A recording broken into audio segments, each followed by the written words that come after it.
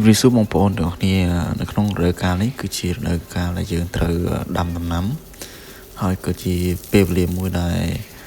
បងប្អូនអស់គ្នាគឺអ្នកខ្លះគាត់បានចូលកាត់រួចរាល់សម្រាប់បងប្អូនដែលគាត់ប្រកប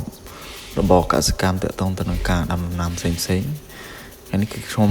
ចង់មកណែនាំបងប្អូនទាក់ទងទៅនឹងប្រភេទក្បាលបាញ់ទឹកសម្រាប់ស្រោចទៅលើដំណាំបងប្អូនវីដេអូដែលខ្ញុំបានបង្ហាញនេះគឺជាប្រភេទក្បាលបាញ់ទឹកខ្នាតទីលេខ27ហើយជាប្រភេទក្បាលបាញ់ទឹកនេះគឺវាងាយស្រួលក្នុងការដំឡើងឬក៏ប្រើប្រាស់ទាក់ទងនឹងការប្រើប្រាស់យើងអាចភ្ជាប់តំណភ្ជាប់ជាមួយនឹងប្រភេទ motor ក៏បានជាមួយនឹងម៉ាស៊ីនក៏បានបងប្អូនហើយចម្ងាយរបស់វាគឺជាមធ្យមវាបាញ់បានខ្ទង់10ម៉ែត្រតាមកម្រិតសម្ពាធទឹកដែលយើងជំរុញពី motor ឬក៏ម៉ាស៊ីនហើយសម្រាប់តាក់ទងទៅនឹងរបៀបក្នុងការដំឡើងឬក៏ប្រើប្រាស់គឺយើងងាយស្រួលទេគឺយើងភ្ជាប់ជាមួយនឹង motor ឧទាហរណ៍មាន motor យើងភ្ជាប់ដំឡើងជាមួយនឹងទីយោភ្ជាប់ជាមួយនឹង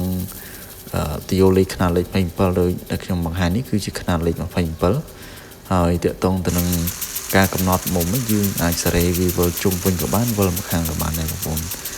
ហើយមួយវិញទៀតគឺទឹកដែលវាបាញ់គឺយើងអាចសេរីឲ្យវាទឹកចេញធំបានដូចខ្ញុំបានបង្ហាញនេះគឺវាចេញរាងធំហើយមួយវិញទៀតគឺខ្ញុំបានបង្ហាញនៅប្រភេទខ្នាតលេខ34ដែរក្នុងហ្នឹងហើយចំពោះបងប្អូនដែលមានដាំដំណាំទាក់ទងទៅនឹងយើងដាំដំណាំបន្លែដាំអីគឺងាយស្រួលបងប្អូនគឺយើងគ្រាន់តែដាក់ដំបកគោលចងវានឹងវិលខ្លួនឯងយើងមិនចាំបាច់ទៅអូសទីយោបាញ់កាន់ដៃបាញ់ហើយការវងជុំហ្នឹងគឺមិនសូវជាយូរប្រហែលទេគឺមកល្មមដែរគឺវានឹងជោគហ្នឹងហើយមួយវិញទៀតគឺខ្ញុំបានបង្ហាញនៅខ្នាតលេខ34ខ្នាតទីយោ34នេះតាក់ទងទៅនឹងរបៀបប្រើគឺងាយស្រួលទៅនឹងដូចគ្នាទៅនឹងខ្នាតលេខ27ដែរហើយតាក់ទងទៅនឹងចម្ងាយដែលវាអាចបាញ់បានឆ្ងាយប្រភេទនេះគឺជាមធ្យមវាបាញ់បានចន្លោះពី10ទៅ5-10ម៉ែត្រ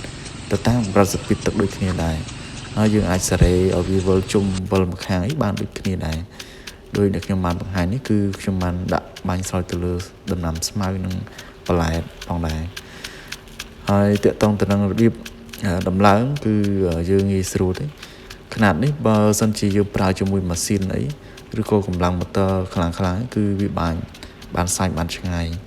ហើយតាក់ទងនឹងតម្លៃក៏វាសមរម្យដែរអញ្ចឹងបើបងប្អូនមានចំណាប់អារម្មណ៍បងប្អូនអាចតាក់ទងសួរបានឬក៏មានចម្ងល់ចង់ដឹងអំពីរបៀបក្នុងការប្រើប្រាស់បងប្អូនក៏អាចសួរព័ត៌មាននៅក្នុងនោះដែរ